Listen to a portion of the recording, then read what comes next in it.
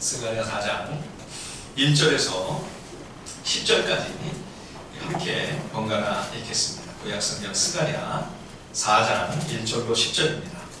내게 말하던 천사가 다시 와서 나를 깨우니 마치 자는 사람이 잠에서 깨어난 것 같더라. 그가 내게 묻되 네가 무엇을 보느냐? 내가 대답하되 보니까 숭근 등잔대가 있는데 그 위에는 기름 그릇이 있고 또 그 기름 그릇 위에 7 등잔이 있으며 그 기름 그릇 위에는 등잔대 위에서 7 관이 있고 그 등잔대 곁에 2 감람나무가 있는데 하나는 그 기름 그릇 오른쪽에 있고 하나는 그 왼쪽에 있나이다 하고 내게 말하는 천사에게 이르되 내 주여 이것들이 무엇이니까 하니 내게 말하는 천사가 대답하여 이르되 네가 이것들이 무엇인지 알지 못하느냐 하므로 내가 대답하되 내 주여 내가 알지 못하나이다 하니 그가 대답하여 이르되 여호와께서 스룹바벨에게 하신 말씀이 이러하니라. 만군의 여호와께서 말씀하시되 이는 힘으로 되지 아니하며 능력으로 되지 아니하고 오직 나의 영으로 되느니라. 큰 산아 네가 무엇이냐? 네가 스룹바벨 앞에서 평지가 되리라. 그가 머릿돌을 내놓을 때에 무리가 외치기를 은총이 그에게 있을지어다 하리라 하셨고 여호와의 말씀이 또 내게 임하여 이르시되 스룹바벨의 손이 이 성전의 기초를 놓았은즉 그의 손이 또한 그 일을 마치리라 하셨나니 만군의 여호와께서 나를 너희에게 보내신 줄을 네가 알리라 하셨느니라. 작은 일의 날이라고 멸시하는 자가 누구냐? 사람들이 스룹바벨의 손에 다림줄이 있음을 보고 기뻐하리라. 이 7은 온 세상에 두루다니는 여호와의 눈이라 하니라. 아멘. 우리가 그 구약성경 출애굽기에 보면 출애굽한 이스라엘이 광야에서 금송아지 우상 숭배에 참담하고 끔찍한 범죄를 저지르는 모습을 보게 됩니다. 그래서 그 십계명 돌판, 하나님이 직접 써주신 돌판을 모세가 갖고 내려왔다가 그걸 깨트려 버리죠. 그리고 이제 다시 또 올라가서 영거푸 거듭 40일 금식을 2번 하는 거죠. 그래서 하나님께서 모세의 중보 덕분에 이스라엘을 완전히 그 죄 가운데서 진멸하실 그 위기에서 이제 이스라엘이 벗어나게 되고 또 한 번 하나님께서 2번째 돌판에 십계명을 적어서 다시금 모세가 2번째 그 십계명 그 말씀이 적힌 그 돌판을 갖고 내려오는 장면을 볼 수가 있습니다. 그런데 그때 이제 모세의 얼굴에 반사가 되어서 하나님의 영광이 이 반사가 되어 빛나는 광채가 그 피부에서 드러나죠.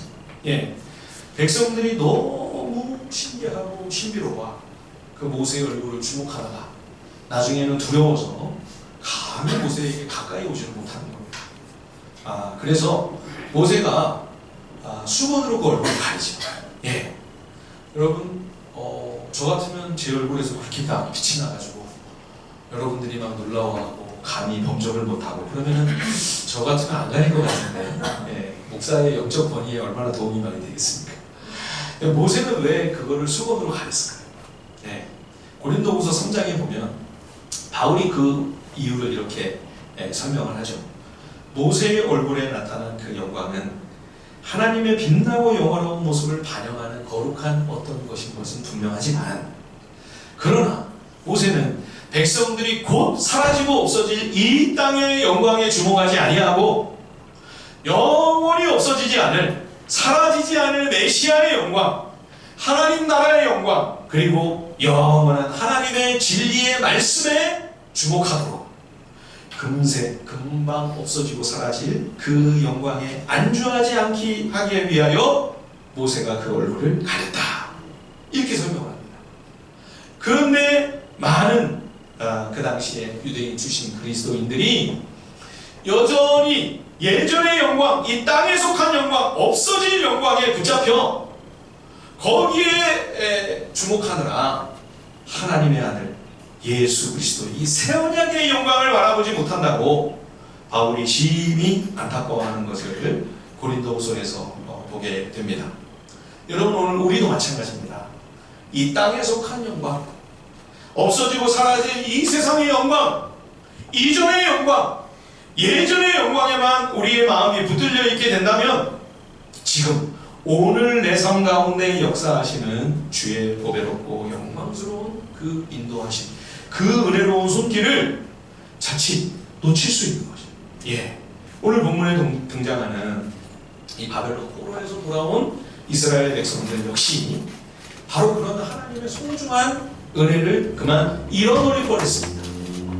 자, 스가랴 말씀은 바벨론 포로에서 돌아온 언약 백성을 향한 하나님의 음성입니다.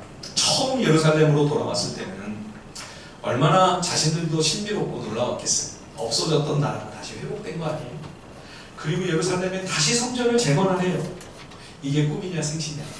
예, 얼마나 그들 스스로도 정말 믿기지 않을 만큼 정말 감격스럽고 놀라운 일이었죠. 그래서 자, 우리 힘을 합쳐 성전을 재건하자. 아주 의지와 의욕이 충만했습니다. 그러나 그런 벅찬 가슴으로 시작했던 성전 재건 공사는 주변 민족의 방해와 회방으로 커다란 난관에 부딪히게 되죠. 그래서 자그마치 16년 동안이나 이 공사가 중단이 됩니다. 그래서 하나님께서 학개와 스가랴, 이 동시대에 같은 시대에 같은 자리에서 활동했던 동역자 두 사람입니다. 이 학개 스가랴를 일으켜 낭망한 백성들에게 용기를 주시고 은혜로운 말씀으로 도전하심으로 중단됐던 공사가 드디어 다시 시작이 되죠. 예, 여러 가로막고 있었던 외적인 환경과 여건들도 하나님이 해결을 해주셨어요. 근데 문제는 이번에는 바깥의 문제가 해결되니까 내적인 문제가 발생을 한 겁니다. 막상 공사를 다시 시작하고 보니까 재건될 이 스룹바벨 성전의 규모가 생각보다 너무 초라한 거예요. 예. 그래서 백성들의 마음에 너나 할 것 없이 낭망이 돼요. 이 기운이 빠지는 거죠. 야, 이렇게 보잘것없고 소박한 성전이면 꼭 이거를 재건을 해야 될까? 이런 규모, 이런 수준이라면 있으나 없으나 별 차이 없는 거 아닌가? 이런 정도의 성전이라면 다 지어놓고 나서도 오히려 우리가 더 부끄럽고 수치스러운 그런 성전이 되지 않을까? 그래서 대언자 학개가 실제적인 이 공사를 위해 독려하고 격려하는 그런 말씀을 증거했다면 이 스가랴는 이 성전 재건에 임하는 백성들 어떤 마음 중심과 자세로 이 공사에 임해야 하는가가 보다 더 본질적이고 근원적인 차원에서 이 성전 재건에 임하는 영성, 믿음의 자세와 태도를 위해 하나님의 말씀을 받아 대언한 말씀이 오늘 우리가 읽은 스가랴의 내용입니다. 스가랴는 비록 과거 솔로몬 왕이 세웠던 성전에 비하면 솔로몬 성전과 이 스룹바벨 성전 비교가 안 돼요. 너무 초라하고 소박한 건물인 거죠. 그러나 이 스룹바벨 성전 재건의 의미가 얼마나 귀하고 소중한 것인지를 거듭 청명함으로 백성들이 초라한 자의식이나 열등감 또는 냉소적이고 패배 의식을 갖고 임하는 것이 아니라 적극적으로 감사한 마음으로 이 공사에 참여할 수 있도록 동기부여를 하는 그런 하나님의 말씀을 대언하는 것을 보게 됩니다. 스가랴는 1장에서 6장까지 8개의 환상이 총 등장을 하는데요. 오늘 우리가 읽은 이 4장의 말씀은 그 중에 5번째 순금 등잔대와 두 감람나무의 환상입니다. 이 두 감람나무는 바벨론 포로에서 돌아온 백성들의 총독 스룹바벨과 대제사장 여호수아를 가리키죠. 이 페르시아 제국이 이제 식민지잖아요, 아직. 그러니까 직함이 총독인 거예요. 하지만 이 스룹바벨은 원래 다윗 왕가의 후손입니다. 유대 민족의 왕인 거죠. 그래서 스룹바벨과 여호수아, 왕과 대제사장, 왕과 제사장 이 두 사람이 이 두 감람나무다. 금초대는 뭐겠습니까? 금초대. 예, 이 두 사람을 통해 재건될 스룹바벨 성전을 상징하는 거죠. 자, 오늘 본문 스가랴 4장 6절. 오늘 스가랴 전체를 좀 한번 여기저기 좀 살펴보기를 원하는데요. 먼저 오늘 본문 4장 6절 한번 다시 한번 읽어보겠습니다. 4장 6절입니다. 시작. 그가 내게 대답하여 이르되 여호와께서 스룹바벨에게 하신 말씀이 이러하니라. 만군의 여호와께서 말씀하시되 이는 힘으로 되지 아니하며 능력으로 되지 아니하고 오직 나의 영으로 되느니라. 아멘. 예. 오늘 이 다섯 번째 환상은 왕과 제사장인 이 스룹바벨 여호수아에게 하나님의 성령께서 권능을 주셔서 이 두 사람의 지도자와 그리고 이 지도자들을 따르는 협력하는 모든 백성들을 통해 여호와 하나님의 성전이 반드시 재건될 것을 보여주시는 그러한 계시인 거죠. 자, 그런데 하나님의 영으로 재건된 이 스룹바벨 성전, 참 그냥 인간적인 생각으로 볼 때는 평범하고 초라해 보이는 그런 건물이었지만 그 정도 건물의 의미로 그치는 것이 결코 아니라 하는 것을 스가랴가 말씀하고 있는 것입니다. 우리가 이 스가랴 직전에 바로 요한계시록을 묵상했죠. 계시록과 스가랴를 연이어 여러분 묵상하시면서 이 두 말씀이 굉장히 일맥상통하고 연관되는 그런 부분들이 있다는 것을 여러분 느끼셨습니까? 우리가 계시록에서도 계시록 2장과 3장에 보면 순금으로 만든 등잔대, 금촛대가 나오죠. 그렇죠? 이게 지금 이 스가랴가 본 환상과 사도 요한이 본 환상이 똑같은 거예요. 순금으로 만든 금촛대, 금등잔대, 같은 환상을 본 겁니다. 또 계시록 11장에는 역시 스가랴 오늘 4장에 언급된 두 감람나무가 역시 요한의 환상에도 나타나죠. 예. 자, 그러면 여러분 계시록과 스가랴의 말씀을 이 두 책을 연결시켜서 보면 오늘 이 스가랴가 본 두 감람나무와 금촛대, 어떤 의미로 이것이 더 확장될 수 있을까요? 계시록에서 두 감람나무는 두 증인이라고 했죠. 그렇죠? 지금 바벨론 포로에서 돌아와 성전을 재건하기 위해 힘을 쏟는 스룹바벨, 여호수아 그리고 이스라엘 백성들, 이들은 이제 장차 신약시대에 하나님 나라 복음을 증언하기 위하여 증인의 삶을 살기 위해 고난 속에서도 굴하지 아니하고 믿음으로 걸어가기 위해 힘썼던 그 초대교회 성도들, 그래서 사도 베드로는 왕같은 제사장이라고 했죠. 왕이면서 제사장이라는 거예요. 예.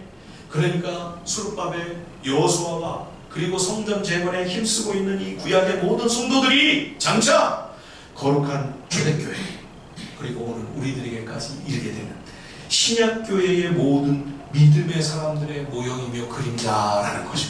예. 성전으로 상징되는 이 순금 촛대도 마찬가지입니다. 그 당시에는 스룹바벨 성전을 상징하는 것이었지만 요한계시록에서는 이 금촛대가 뭐였죠? 예, 신약의 교회를 얘기하는 거였죠. 예, 사실은 그 이전에 이 스가랴에서도 나오지만 이 예수 그리스도가 참 성전으로 임하신다고 하는 말씀을 하잖아요. 그렇죠? 그러니까 이 금촛대는 스룹바벨 성전을 지금 이 스가랴 시대에는 상징했지만 더 나아가면 성전으로 오실 예수 그리스도, 좀 더 나아가면 예수 그리스도를 통해 구원받은 신약시대의 모든 그리스도의 몸된 교회의 공동체, 예, 더 나아가서는 장차 새 예루살렘으로 완성될 하나님의 그 완벽한 성전을 상징하는 것이 바로 이 금촛대인 거죠. 우리가 계시록에서도 확인했지만 성경의 역사는 성전으로 시작해서 성전으로 끝난다고 해도 과언이 아니죠. 그렇죠? 여러분, 성전을 자꾸 건물로만 자꾸 생각을 해요, 우리 성도들이. 예, 큰 성당이나 큰 예배당, 교회당, 이거를 자꾸 성전 하시는데 그렇게만 생각하실 게 아니고요. 성경적이지 않습니다. 성전이라는 것은 하나님이 계시는 거기가 성전이에요. 하나님이 임재해 계시는 곳, 하나님이 함께 하시는 곳. 예.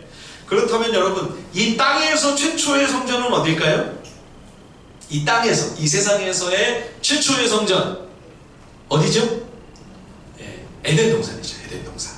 예, 에덴 동산에 하나님께서 낙원을 펼쳐놓으시고 인간을 만들어서 거기에 사람과 하나님이 함께 하셨습니다. 아담이, 하와가 거기서 하나님과 대화를 나누고 하나님과 만나고 하나님과 사귀고 교제를 나누는데 아무 제약이나 제한이나 거리낌이 없었습니다. 거기가 성전이에요. 최초의 이 땅의 성전 에덴입니다. 그러나 사탄의 꾀입에 빠진 인간은 죄로 말미암아 타락하여 죄인이 되는 순간 더 이상 완전하고 이루신 하나님과 그 성전에 함께할 수가 없는 거죠. 예, 거기 계속 있으려면 죄인은 그 자리에서 죽는 겁니다. 그래서 하나님께서 불쌍히 여겨서 이 죄인들을 에덴에서 내보내신 거예요. 우리는 하나님이 화가 나셔서 에덴 나무에서 쫓아내셨다. 예, 사실은 우리를 위한 것이었습니다. 예, 그냥 화가 나셔서 쫓아내실 거면 뭐하러 쫓아내세요? 그냥 하나님이 멸망시키시면 되지. 그렇게 하지 않고 내보내신단 말이에요. 양의 가죽 옷을 입혀서 내보내세요. 예, 주의 긍휼이며 크신 은혜이죠. 멀리 나중에 이스라엘 백성들이 바벨론으로 포로로 끌려가게 됩니다. 그것도 이스라엘을 위한 하나님의 자비와 인자하심입니다. 그 땅으로 가서 마음이 낮아지고 죄를 깨닫고 회개하고 돌이키게 하시려고 하나님이 보내신 거죠. 예, 진노하심으로 심판하시는 게 목적이었다면 뭐하러 그렇게 멀리 보냅니까? 그냥 거기서 멸하시면 되지. 예, 에덴 밖으로 나온 인생은 이제 흙을 갈면서 이마에 땀이 흐릅니다. 입에서는 단내가 납니다. 심한 공경을 겪으며 가시덤불과 엉겅퀴와 돌짝밭을 기경하고 개가 나느라 허리가 휘는 고통을 경험합니다. 거기서 아담은 비로소 그동안 잊고 있었던 진실, 에덴 성전이 너무 완벽하고 인간을 하나님이 거의 하나님과 방불한 그런 존재로 지어주시는 바람에 까맣게 잊고 있었던 진실, 자신은 흙먼지요 티끌에 불과한 피조물이라고 하는 사실을 비로소 그 흙에서 깨닫고 그 흙먼지 흙바닥을 뒹굴면서 비로소 깊이 자랑하게 되는 거예요. 죄송합니다. 거기서 진정한 회개가 있게 되는 거죠. 그래서 에덴 성전에서 바깥으로 아담을 내보내신 거죠. 예, 그러나 그 에덴 성전 밖은 죄인이 하나님 앞에 나아감에 있어 극히 제한이 있을 수밖에 없습니다. 그래서 성막과 성전이라는 공간이 필요했던 것이죠. 그래도 하나님은 지성소를 이 땅에 두십니다. 하나님과 우리가 연결이 안 되면, 관계가 끊어지면, 포도나무에서 가지가 떨어져 나가면 어떻게 돼요? 메말라 죽는 거죠. 예, 그래서 비록 죄인이지만 타락하고 부패했지만 하나님과 생명줄이 닿을 수 있는 공간을 허락하신 것이 성막이고 성전인 거예요. 예, 그러나 지성소가 두꺼운 휘장으로 가로막혀 있었습니다. 죄인이 감히 그 임재 앞에 나아가겠다고 한다면 화를 면할 수가 없었던 거죠. 하나님이 금하신 에덴 성전으로 들어서는 순간 불타는 칼에 의해 죽임을 당할 수밖에 없는 것과 마찬가지입니다. 그래서 죄인을 대신하여 그 죄를 대신 짊어지고 죽임당하고 피 흘리는 그 희생제물의 피를 가지고 제사를 통하여 하나님과 생명의 끈이 이어질 수 있는 그 은혜롭고 안전한 공간을 우리에게 마련해 주신 곳이 바로 성막이고 성전이었던 거죠. 예, 그런데 하나님의 아들 예수 그리스도께서 이 땅에 오셔서 그 성막과 성전에서 셀 수 없이 피 흘리며 죽어간 그 무수한 어린 양들처럼 하나님의 아들이 십자가를 지시고 나를 위해 죽으시며 피 흘려주심으로 지성소와 성소를 가로막고 있던 휘장을 그냥 하나님이 직접 찢어버리시죠. 예, 그리고 더 나아가서는 이제 종말에 우리가 계시록에서도 확인한 것처럼 하늘의 완전한 성전이 이 땅 새하늘과 새 땅에 내려와 새 예루살렘이 완성이 됩니다. 그 새 예루살렘은 거기는 성전이 없대요. 성전이 어디 갔어요? 예, 하나님과 그 아들 예수 그리스도, 그분이 바로 성전 그 자체다. 예, 그래서 결국 창세기에서 죄로 말미암아 우리가 잃어버렸던 그 성전이 계시록에 보면 마지막에 종말에 이 땅에 다시 회복이 되는 거죠. 그게 새 예루살렘이에요. 예, 무슨 이야기를 지금 제가 하고 있습니까? 지금 돌아온 백성들이 재건하고 있는 이 스룹바벨 성전, 단지 작고 초라하고 볼품없는 건물 하나 쌓고 있는 것이 아니라는 것입니다. 그것은 하나님의 그 크신 구속 역사를 이루어 나가는 그 여정에서 하나님 하나님 앞에 드리는 아름답고 거룩한 헌신이라는 그런 말씀인 거죠. 스룹바벨 성전은 하나님께서 그 영원한 왕국 하나님의 나라를 우리를 위하여 반드시 이루시고야 말겠다고 하는 그 하나님의 언약이 꼭 성취된다, 그 하나님의 약속이 반드시 이루어진다 라고 하는 확실한 증표였기 때문입니다. 사랑하는 성도 여러분, 오늘 우리가 우리의 삶의 자리에서 믿음을 지키기 위해 말씀을 붙들고 우리의 지극히 소박하고 평범한 일상, 여러분 우리의 삶의 자리는 특별할 게 뭐가 있습니까? 대단하고 특출할 게 있습니까? 참 보잘것없고 남노하고 때로는 굉장히 구질구질한 그런 우리의 일상의 삶의 모습이죠. 그렇죠? 그럼에도 불구하고 그 속에서 하나님의 백성으로서 주의 말씀을 붙들고 주님이 기뻐하시는 믿음의 길을 걸어가겠다고 그리스도의 제자로서 이 캄캄하고 어두운 땅에서 우리가 신앙으로 살기 위해 몸부림치고 발버둥친다면 하나님께서 우리에게 허락하신 교회 공동체를 소중히 여기고 귀하게 생각하고 주님의 몸된 교회를 사랑하고 성도들을 섬기고 주를 위해 봉사하며 헌신하며 공동체 안에서 내게 맡겨진 그 직분과 사명에 충성을 다하는 것, 그거는 여러분 보잘것없고 아무것도 아닌 일이 아니라, 시시한 게 아니라 하나님께서 너무나 그것을 귀하고 복되게 보신다라고 하는 것을 스가랴가 지금 말씀하고 있는 것입니다. 장차 영원한 하나님의 나라, 영광스러운 주의 왕국을 세워나가기 위해 기여하는 거룩한 사명을 지금 너희가 감당하고 있다. 여러분, 이게 제 얘기가 아니고요, 저의 개인적인 의견을 여러분들에게 말씀드리는 게 아니고요, 지금 대언자 스가랴를 통해 하나님께서 말씀하시는 주님의 음성입니다.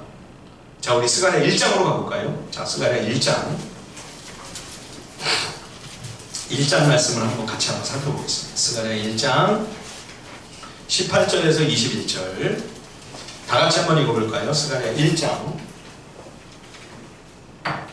18절에서 21절 시작. 내가 눈을 들어 본즉 내게 뿔이 보이기로 이에 내게 말하는 천사에게 묻되 이들이 무엇이니까 하니 내게 대답하되 이들은 유다와 이스라엘과 예루살렘을 흩뜨린 뿔이니라. 그때 여호와께서 대장장이 4명을 내게 보이시기로 내가 말하되 그들이 무엇하러 왔나이까 하니 대답하여 이르시되 그 뿔들이 유다를 흩뜨려서 사람들이 능히 머리를 들지 못하게 하니 이 대장장이들이 와서 그것을 두렵게 하고 이전에 뿔들을 들어 유다 땅을 흩뜨린 여러 나라의 뿔들을 떨어뜨리려 하느니라 하시더라. 이게 두 번째 완성이죠. 스가랴의 두 번째 완성인데, 네 뿔과 네 대장장이를 봅니다. 이 네 뿔이 뭡니까? 이스라엘과 유다를 멸망시켰던 그 당시의 초강대, 세계적인 슈퍼파워라고 할 수 있는 대제국을 말합니다. 근데 이 네 제국을, 이 거대하고 강력하고 막강한 나라들을 뭐가 다 쓰러뜨리고 무너뜨리죠? 대장장이 4명 겨우. 이 대장장이라고 하는 이 단어는 그냥 그 칼이나 낫을, 홈이나 이런 괴기 같은 거를 만드는 그런 대장장이만을 의미한다기보다는 정확하게는 숭령공을 모두 지칭하는 그런 단어입니다.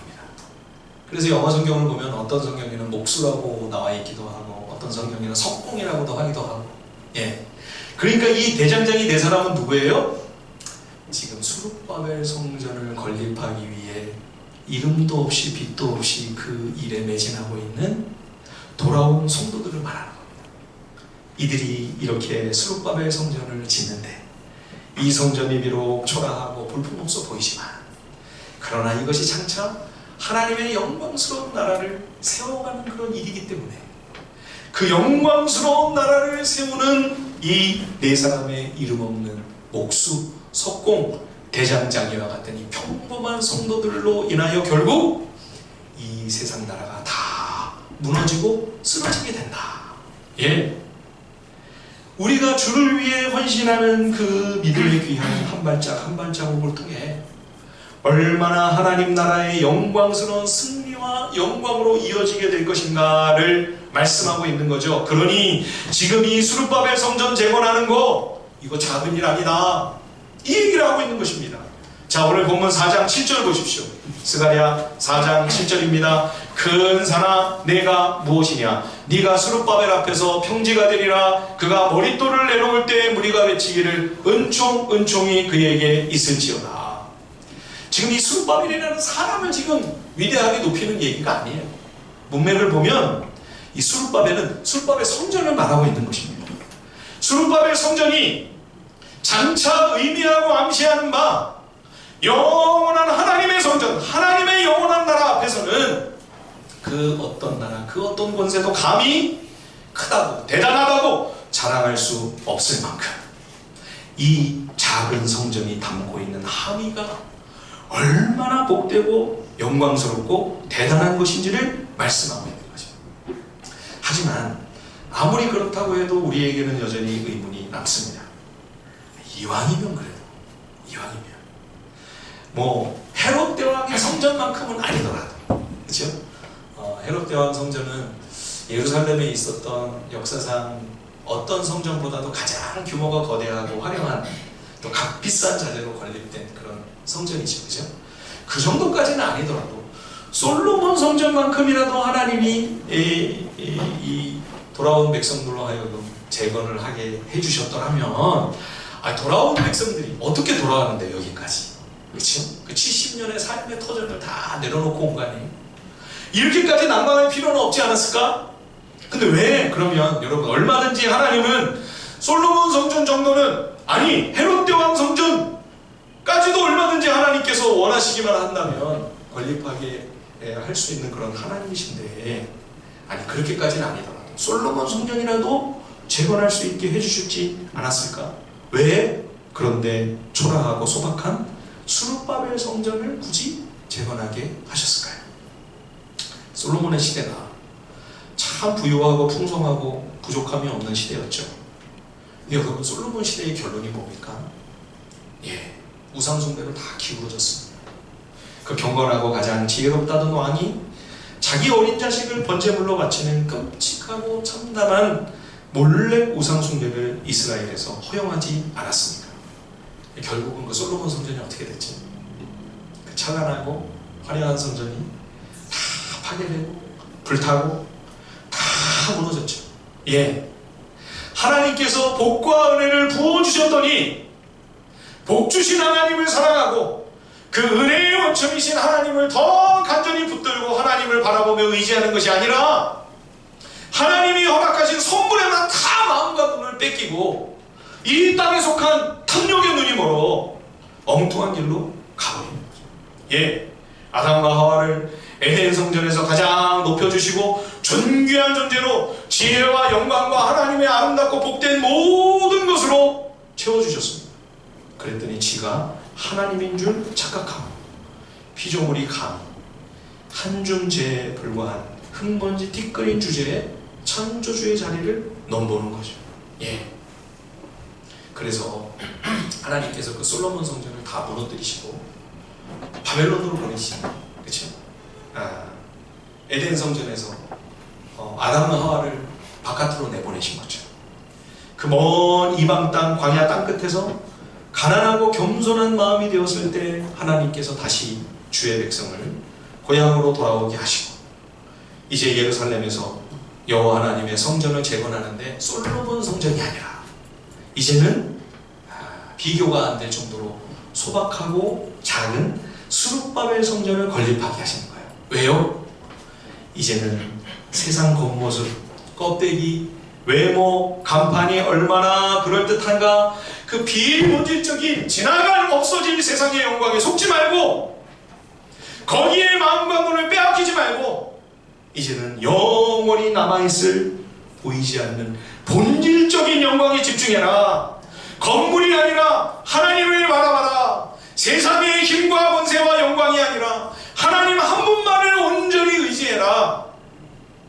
이 땅에 속한 눈에 보이는 영화로운 것들에 마음 중심을 두고 거기에 삶의 무게를 싣지 말고 영원한 하나님을 붙들고 영원한 하나님의 나라를 표대로 삼아 하나님 나라와 의를 추구하는 삶을 살라고. 그래서 지금 일부러 솔로몬 성전이 아니라 스룹바벨 성전을 재건하게 하시는 거예요. 예, 이 스가랴, 학계 스가랴 말라기는 신약 시대와 제일 가까운 구약 성경이죠. 그렇죠? 예, 구약 시대의 이제 마지막 소 선지서다 보니까요. 그래서 이제 이 스가랴에는 곧 오실 메시아에 대한 아주 생생한 예언들이 많이 나와 있습니다.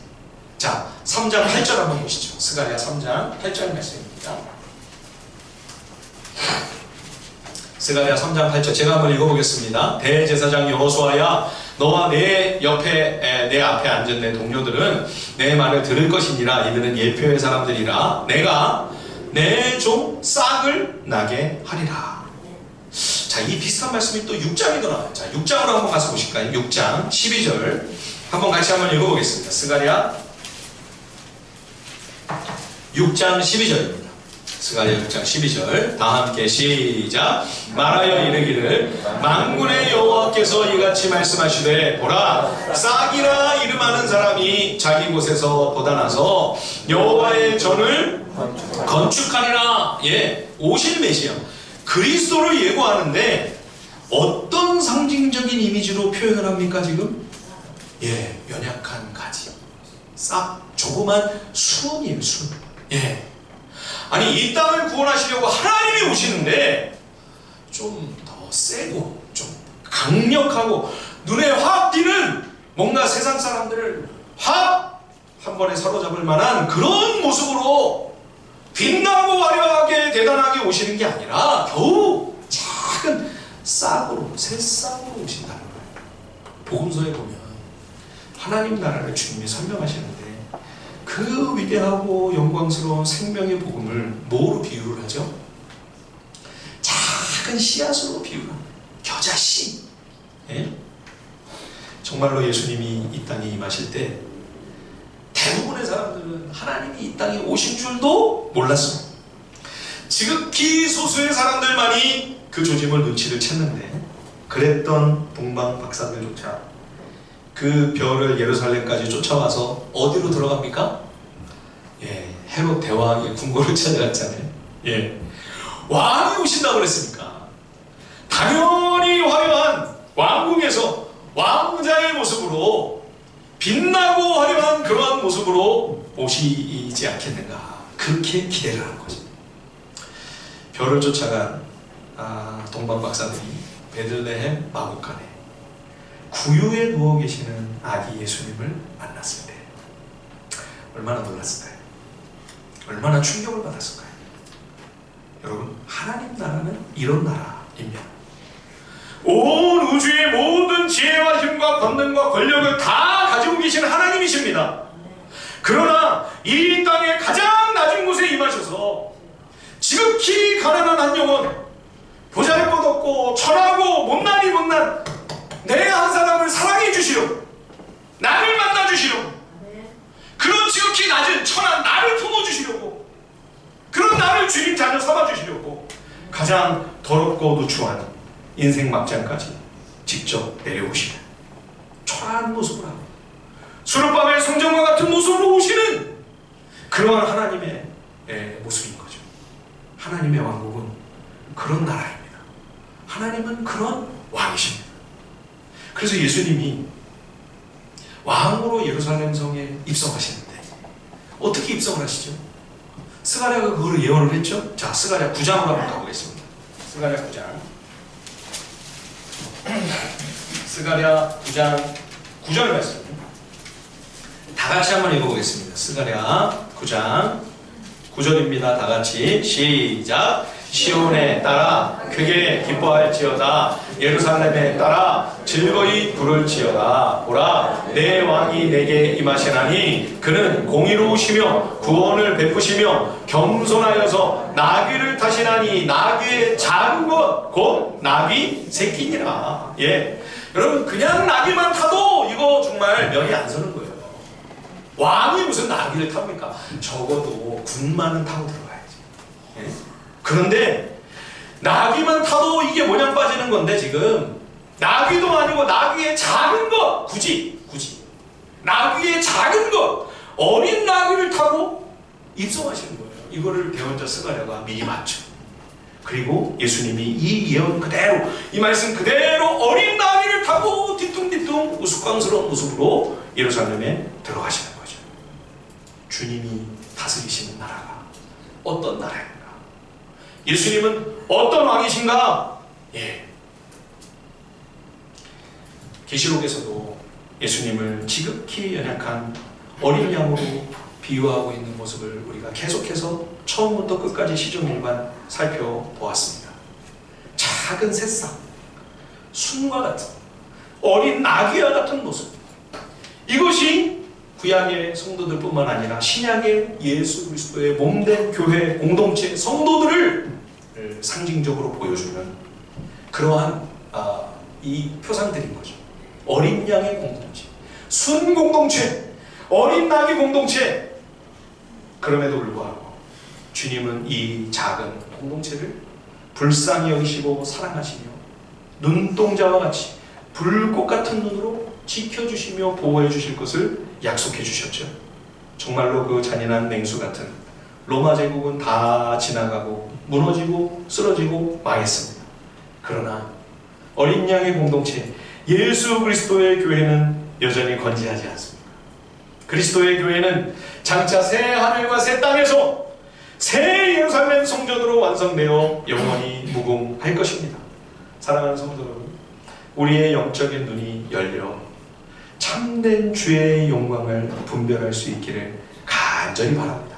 예, 이 세상, 이 땅에 속한 화려한 겉모습의 영광만 추구한다면 하나님의 말씀에는 주목하지 아니하고 메시아의 영광에는 눈길을 주지 아니하고 그저 모세의 얼굴에 나타난 잠시 있다 사라질 영광만 바라보고 있었던 유대인들처럼 참 어리석고 미련한 일인 거죠. 예. 자, 오늘 본문 스가랴 4장 8절에서 10절 말씀 제가 한번 읽어보겠습니다. 스가랴 4장 8절로 10절 상반절까지 제가 한번 읽겠습니다. 여호와의 말씀이 또 내게 임하여 이르시되 스룹바벨의 손이 이 성전의 기초를 놓았은즉 그의 손이 또한 그 일을 마치리라 하셨나니 만군의 여호와께서 나를 너희에게 보내신 줄을 네가 알기라 하셨느니라. 작은 일의 날이라고 멸시하는 자가 누구냐? 예. 이 스룹바벨 성전이 초라하다고 누가 멸시하느냐? 누가 감히 낙심하고 낭망하느냐? 누가 좌절하고 있느냐? 누가 절망하느냐? 그러한 주님의 음성입니다.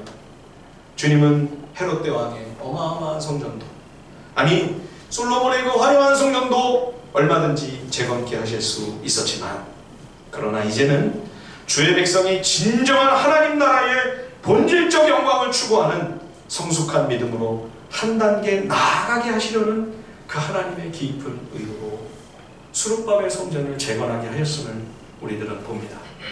솔로몬 성전도 바벨론에 의해서 다 불타고 무너졌죠. 나중에 예수님 당시에 있었던 헤롯 대왕의 그 가장 거대하고 화려한 성전은 어떻게 됐나요? 예, 제자들이 그 헤롯 성전을 참 대단하지 않습니까? 너무 아름답고 화려하지 않습니까? 놀라며 감탄했을 때 예수님이 제자들에게 뭐라고 말씀하셨죠? 마태복음 24장 2절에 보면 이르시되 너희가 이 모든 것을 보지 못하느냐? 내가 진실로 너희에게 이르노니 돌 하나도 돌 위에 남지 않고 다 무너뜨려지리라. 40년도 되지 않아서 AD 70년에 주님의 예언이 그대로 이루어지죠. 그렇죠? 그래서 로마 제국에 의해 다시 한번 이 예루살렘이 철저히 짓밟혀 헤롯 대왕의 그 큰 성전이 다 완전히 황폐하게 되었죠. 주님이 말씀하셨습니다. 너희가 이 모든 것을 보지 못하느냐? 우리에게 주님이 영적인 눈을 열어주실 수 있기를 주님의 이름으로 간절히 축원드립니다. 우리 시간 함께 기도하겠습니다.